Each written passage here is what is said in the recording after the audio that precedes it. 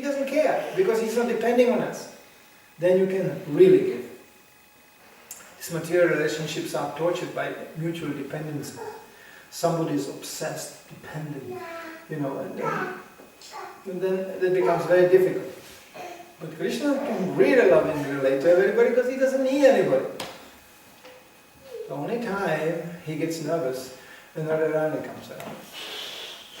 Because that relationship is so intense. But again, it's building up, it's spiritual. So we should never forget that. So Radharani, she is the introduction to Krishna. And she's very eager to introduce others to Krishna. She's not envious. This is my Krishna. She's not jealous. My Krishna, don't come close to her. It's exactly the opposite. She goes, no, please, everybody joins my great Krishna.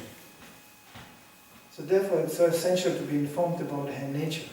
So this is described in Nectar of Devotion. We can read just a little excerpt from this. When Rupa Goswami is defining Radharani's compassion.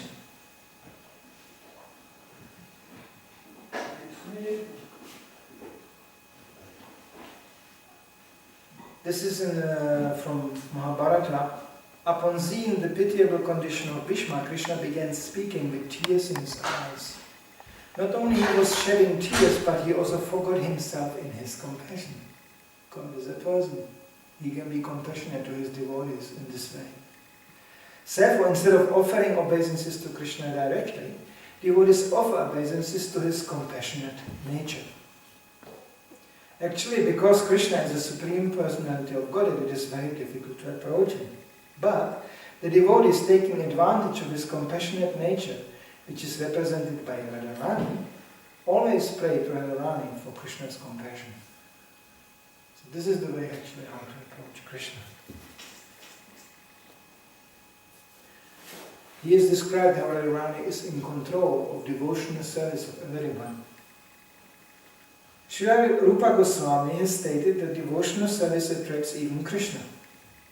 Krishna attracts everyone, but devotional service to Krishna attracts Krishna.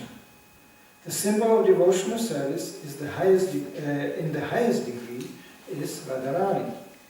Krishna is called Magna Mohan, which means that he is so attractive that he can defeat the attraction of 1,000 cupids. But Radharani is still more attractive, for she can even attract Krishna. Therefore devotees call her Magna Mohana Mohani, the attractor of the cupid. To perform devotional service means to follow in the footsteps of Radharani, and devotees in Vrindavan puts themselves under the care of Radharani in order to achieve perfection in their devotional service.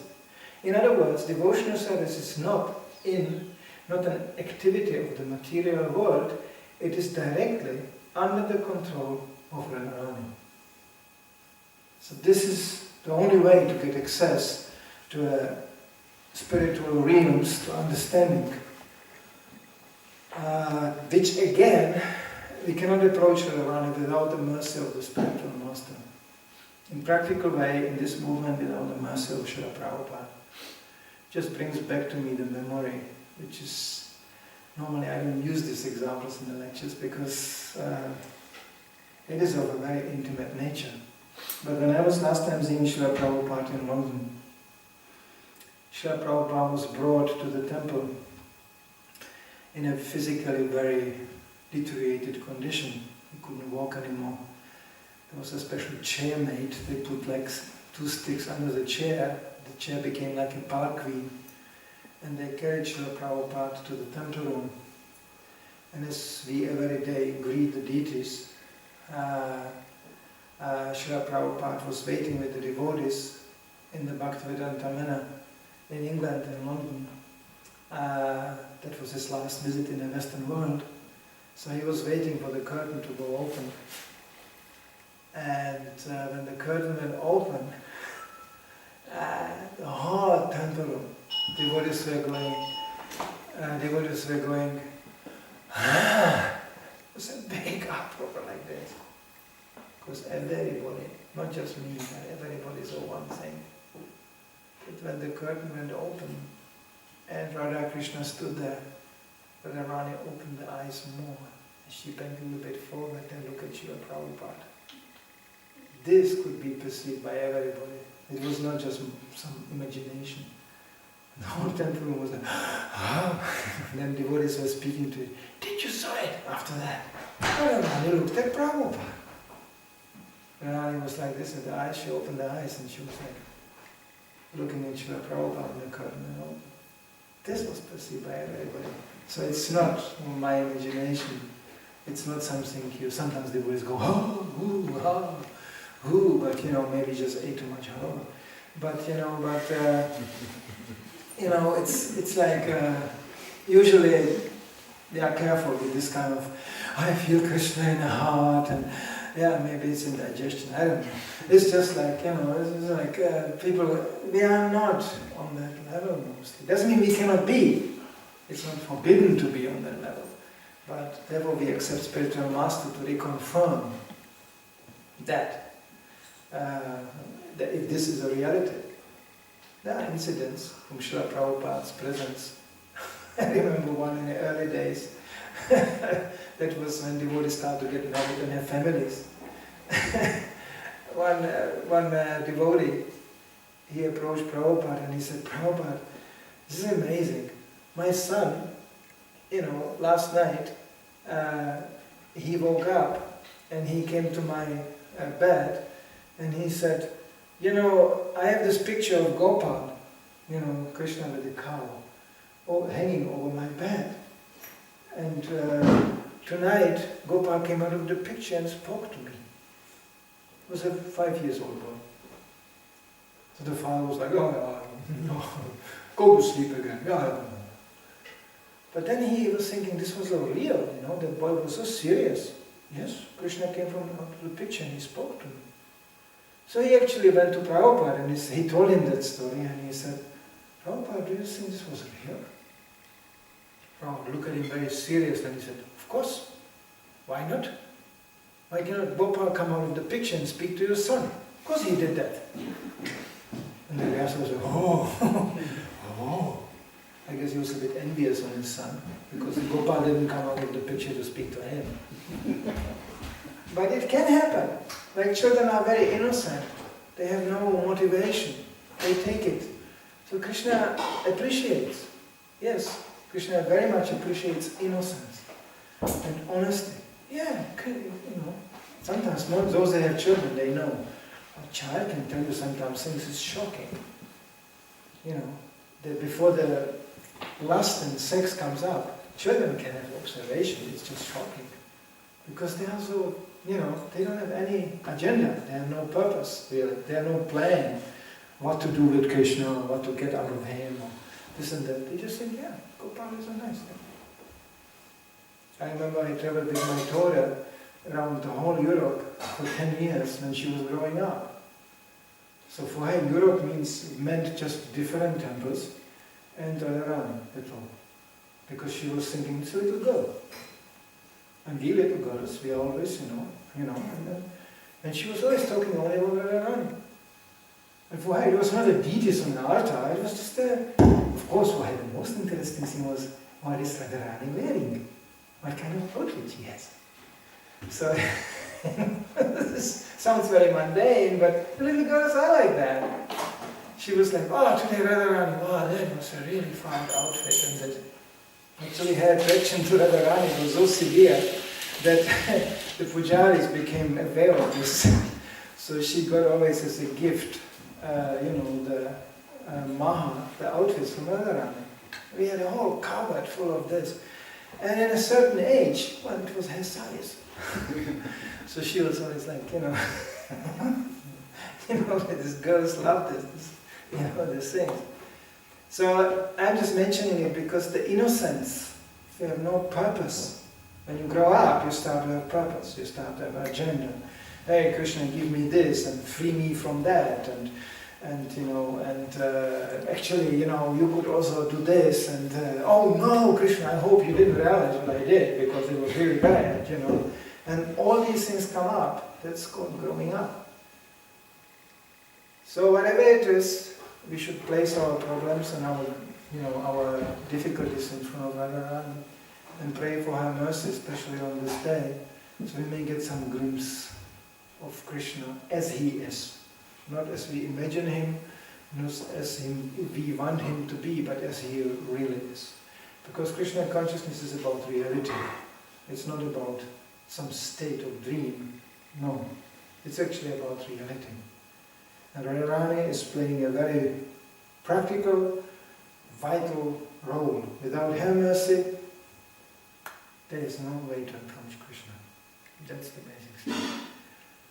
As I mentioned to devotees, they asked me to give me a lecture. I feel very unqualified on these days because you will never hear me diving into this intimate details. Who wants to discuss God's girlfriend in detail? I mean, look at our situation. So let's be a little bit introspective, but we can read about it. Rupa Goswami and Srila Prabhupada gave us all these descriptions, but we should always remember, we are observers, we are not participants. We didn't join yet. We didn't join yet, we are getting ready to join.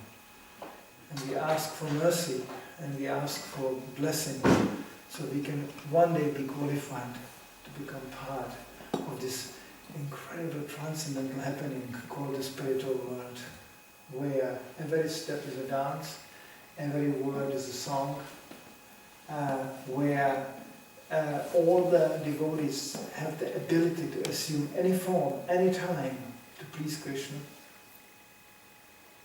So we have to be praying for that, so we don't come to this material world where we are confined to these bodies which are made from earth, water, fire, and either fill up with all kinds of substances. So to get relieved and finally being granted the access to the spiritual reality, it's only possible by the mercy of a pure devotee like Srila Prabhupada and by Radharani's mercy. There's some questions or comments to this? You mentioned that as devotees we pray to the compassionate feature of the Lord, or the greatest devotee of the Lord. So how is it that we find that in Srimad Bhagavatam, although it is such a big literature, that there's not mentioned actually the greatest devotee?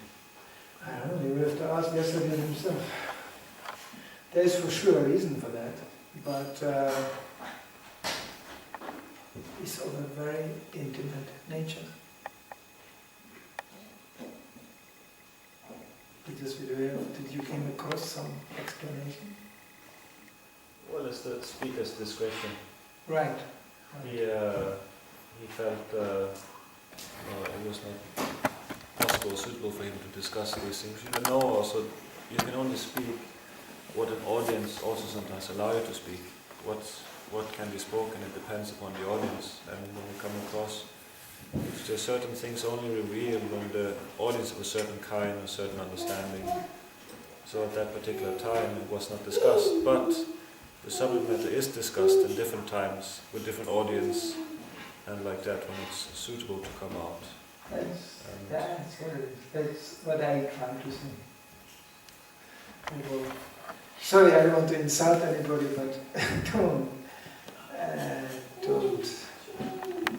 don't expect me to discuss in this forum in Venløse in Copenhagen in the year 2013 what Radharani is cooking on Tuesday. I can tell you that she likes plum chutney and she's expert cook. That's one of it. There are many qualities of Radharani, and one of them she's up. She never cooks the same preparation twice. It looks like the same preparation, but tastes very different. It's always a new taste. But we didn't do it today, but devotees used to have it as a habit to always cook plum chutney. Radharani, she likes the color also. That's what I heard. But again, you get so many things to hear, so you have to immediately come back to authorized scriptures. Otherwise, things get dangerous again. That was a very good point. The discretion, the word discretion has to be there. Can you elaborate a bit more how to preach Srimati Radharani? By preaching. She is introducing others to Krishna consciousness, and that's how we should follow Srimati Radharani, by introducing others to Krishna consciousness. So that's also described in connection with Lord Chaitanya. He tasted the devotional service exhibited as by Srimati Radharani by being so merciful that he introduced those to Krishna consciousness who didn't even want to be introduced. So, this is the best way to worship Radharani, because this is her mood. And that can be done by distributing books, distributing prasadam, and chanting Hare Krishna publicly. That's our practical worship to Srimati Radharani. That's her mood. That's real mercy. Sometimes we think, oh, what can I do? Oh, there can be so much done. Everybody has some field of action. And somewhere he can connect somebody to Krishna consciousness. In a discreet way. In a discreet way. Just the fact that he's a devotee, people will discover it sooner or later. It doesn't matter how you are dressing or what you are acting. Devotees, people will discover this. It's very strange, he's different.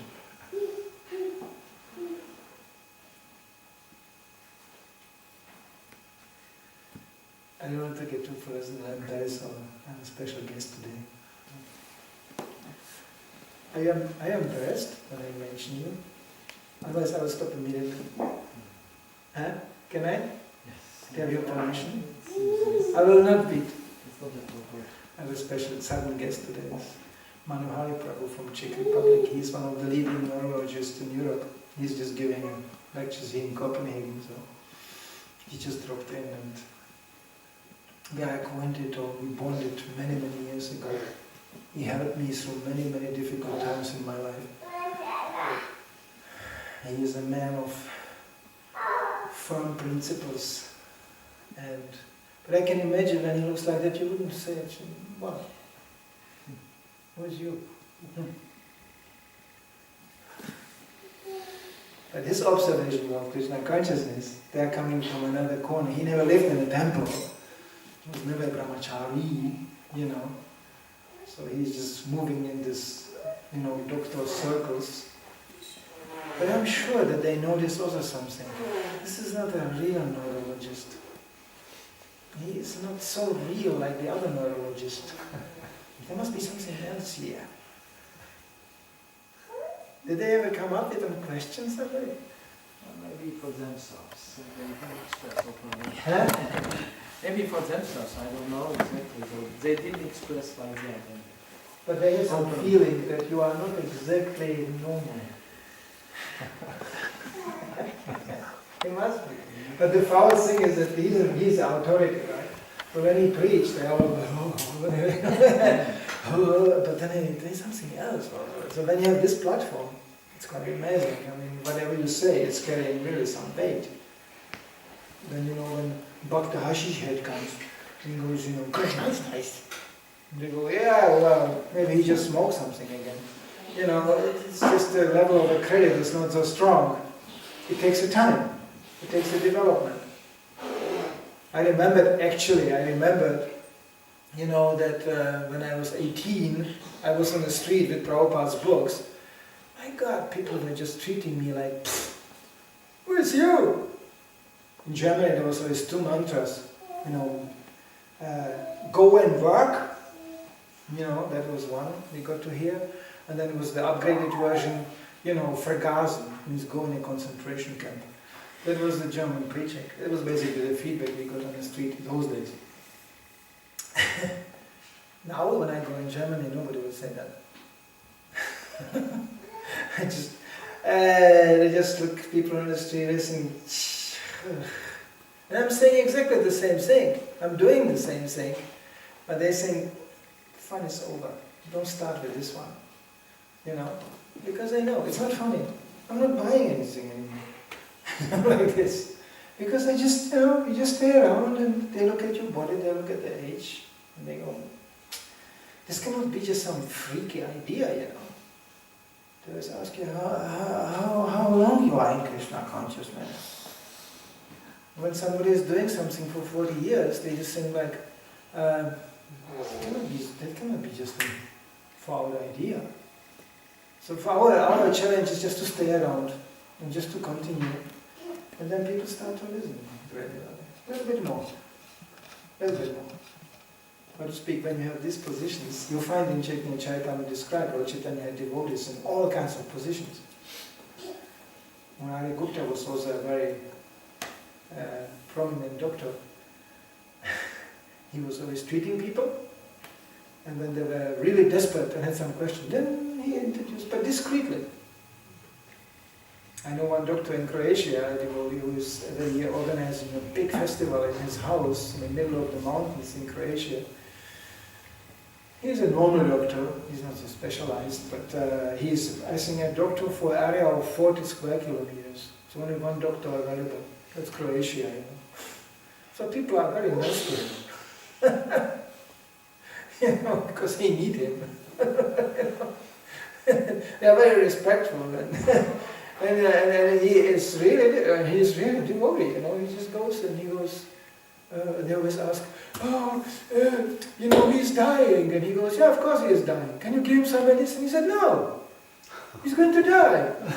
You are going to die too, And he goes, but you're a doctor, how can you say such a thing? And they go, well, sorry, I can help to the degree I can help. If I cannot help, I'm telling you honestly, you are dying, and you'll be dead. Finished. Hare Krishna. But it's Croatia, it's the mountains. You cannot do it in a university or something like this. He can be very bold, like this, very straight. But just by chanting, just by being a devotee, that's preaching in itself. People will be confronted. Why do speak of members of the Indian community? There Prabhupada had great expectations. He said every Indian should preach. Just by coming from the country where Krishna appeared. Lord Chaitanya himself gave that order. Everybody born in Bharata Varsha in this country must preach. But not this hodgepodge, nonsense which India is filled in, where everything is one and this and that. A real preaching. There's so much to get. There's such a culture. There's so much knowledge. It's actually embarrassing that us, the white people, have to preach to Indians. That should not be like this at all. It should be opposite. Prabhupada wanted it like this. He wanted to start this movement in India, creating a small prototype movement, and then bring the Indians, the perfect Mridanga player, perfect cook, perfect preacher, perfect, just creating perfect, trained devotees, and with that prototype to go to the West. And then the Western people can see, oh, that's Hare Krishna movement. And then expand the whole thing. Didn't work. Prabhupada was very angry. He was very angry on Indians. He put even an ad in the newspaper. Give me one of your sons. There are many sons in India, so if one is not so big. So give me one of your sons, I will make him to pure Brahmana. Not one response. So finally Prabhupada got alone on the ship, almost died on that ship, and ended up alone in America in such a crazy culture. And alone started the whole thing with crazy hippies who asked him questions. When I chant Hare Krishna, there's a light over my head. Prabhupada said, keep on chanting, it will be switched off. This was the level he started preaching in America. Him, who was known as one of the most orthodox, learned and conservative sannyasis in Vrindavan, gaining respect even over other sannyasis. And he came to this. You can hear first recordings of his kirtans. It sounds like from hell. People banging tables. Or sometimes in the microphone you can hear, sit down. Because there was another hippie who completely flipped out. intoxicated. This is the culture Prabhupada was preaching. That's why he started this movement. And actually, as a reality, let's face it, we can say it openly. Like Manidhara Prabhu is often going to America officially, and he sees it when he visits temple. It's maintained by Indians. It's anyway coming. The Westerners, they're like, hello, welcome to ISKCON, and then the Indians. Wherever you go, this movement, all the temples are entirely maintained, populated by Indians. You can go anywhere you want, because Indians are everywhere. They are in South Africa, they are in America, they are everywhere. They are in Copenhagen too. They are like, they are like oxygen, it's like everywhere. Because they usually go there where they make some business, business. So suddenly they are everywhere. Everywhere you go, there's Indians. And you just go, Hare Krishna, and then they come. With the Westerners, you go, Hare Krishna, and they go. Prabhupada said, there was a caricature in the newspaper. A lady tells the husband who sits at home and reads newspaper, chant, chant. That caricature did exist, that cartoon did exist. Chant, chant. And he goes, can't, can't. This was like, this cartoon Prabhupada quoted. This is the Western attitude. Chant, chant, can't. So, therefore the members of being born in India, it's always such a responsibility. So, okay, I guess there's an Arctic, and after the Arctic is 7:30 and half an hour, it's a little feast. Wow. Not a little feast, quite some feast. So please stay around. And thank you for coming and hearing about Srimati Radharani. Srila Prabhupada ki Jai.